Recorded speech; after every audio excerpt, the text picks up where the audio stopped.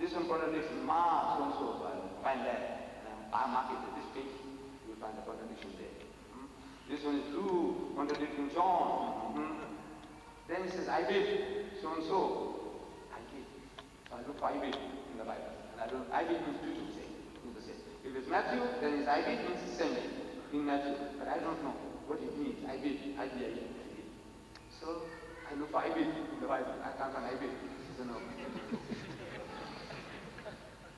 So now I'm getting on. I know something about the Bible. I mark it. So now when they come to do the buying, I say, where are you going on Sunday after church? And I said, no. So where do you live? That's right. I'll come and see you. Sunday morning, 10 o'clock. Right? So I go. I said, now look, 1 point you give me in the favor of your religion, I give you 10 against it. You give me 1 row, I give you 10. That's the only language I knew. See, I'm a schoolboy, just at school. You give me 1 row, I give you 10. When I got my kid now. Not with the faces, with the intellect. And every Sunday is a new conquest. It's so pleasant. It's so precious. I tell you, Allah, you know, I did boxing. And I know when you get the guy on the floor, when he goes, he gives you some ecstatic feeling. I did wrestling, I did judo, I did weightlifting. Can you see the way I'm standing now? I tell people jokingly, don't make a mistake, don't try. Don't try. Think he's an old man, 68-year-old, so take a chance, don't take a chance. So you get that pleasure, holding the fellow over, knocking him over. Oh, how tasty it is. Then I go to Durban, I said, right, I look for bigger market. See, every Saturday afternoon we close at 1. I have my lunch and look for a church. Go to church, yes. I knock at the door, look for the padre, the priest. The father, you know, I'm very interested in religion. I would like you to come home and, you know, enjoy my meals, you know, bring your family along, and I want to share, exchange the word of God with you. I persuade people. To me, it's a pleasure. Get the guy to the house, and my wife will cook. You know, we say jarda, you know, whether it's sweet rice, and soji, or biryani. Shh, I give them, and they enjoy my food, and they say they enjoy my pork. I give them a good ration.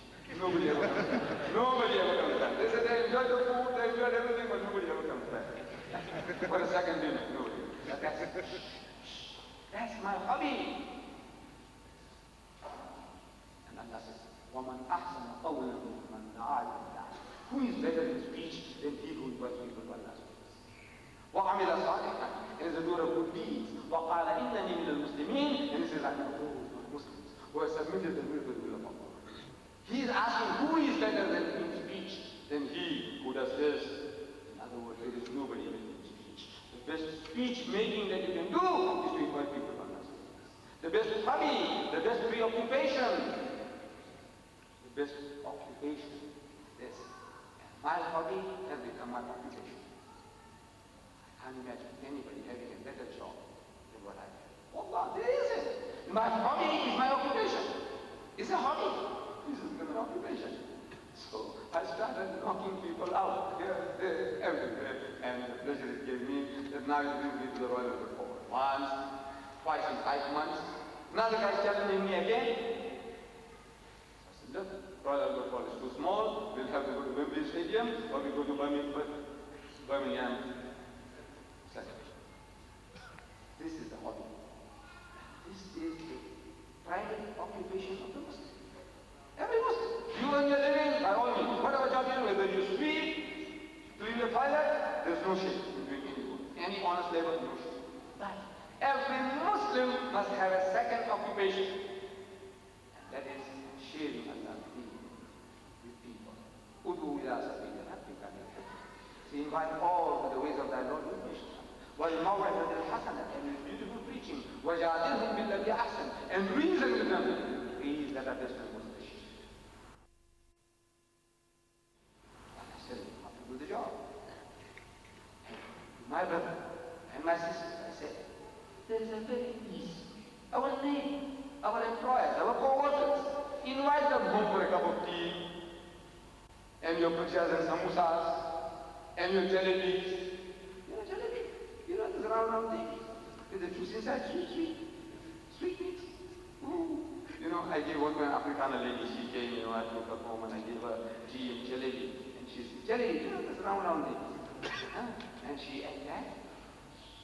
She's asking, how do you get the juice inside? She wanted to know how the juice went inside the jalebi.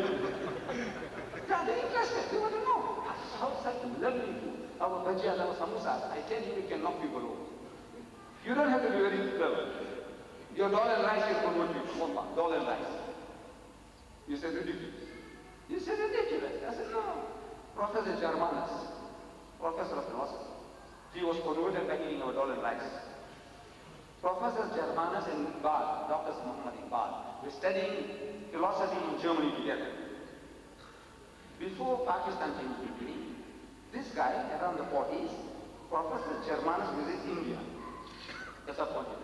And he goes to Lahore, goes to meet his old friend Iqbal. He was a Friday. Ba'ad al-Jum'ah. He reaches Iqbal's house. Finding out where he is, he reaches the home. And Iqbal and his friends had just seated on the ground with that little sheet, and they were eating dal and rice with some chutney, chataka, some kachumar, you know, salad and things like that. He sat down to eat. And he sees his friend there at the doorway. Come, man, come. He said, no, I had it. Come on, man, he said, come. That's Muslim hospitality. You said you had it. Oh, my man, come and sit down. But I know, here, that you people in Britain, you have changed. That hospitality is gone out of you. You have become like the Englishman.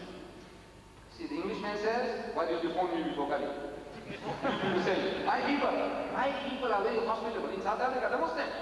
But the same fellow, when he comes here, you see, we have a saying in my language, that when you tie a horse to the donkey, the horse can't pray like a donkey, but he lifts up his head. Yes. घोड़े को गधे के साथ बांधता है तो घोड़ा ऊंची नहीं कर सकता मगर सर ऊंचा करता है. And my people, my own people, I'm coming and finding out that they also become like these donkeys that you are tied to. You also behave like that. You want to know why you phone me? What? He said, whatever it is, they come and sit down and eat. So he said, come, he wants it, come, join us. So he sits down to eat. And he's eating what? Dal and rice. Of course, the dal was converted. Meat inside. See, it's a banya food, my nation. When we are banya, Hindus, we're eating dal and rice. Without meat. Now, you put meat inside, you make it Muslim. You're putting meat inside. So, it was made Muslim dal and rice. Can you try this? So tasty, Allah. Our food is so tasty. It's so exotic. In my country, the African hogs it. You know, the white man hogs it. The color, there's no people there in the country when we give our food that he can resist. He eats and eats like a hog. So this guy, Professor Germanus, is eating, tasting the chutney and the chutney. So what is this? He said, this is dal and rice, our staple food. So what? A nation that can change this simple staple thing like dal and rice into such an exotic food, what kind of a wonderful religion we must have?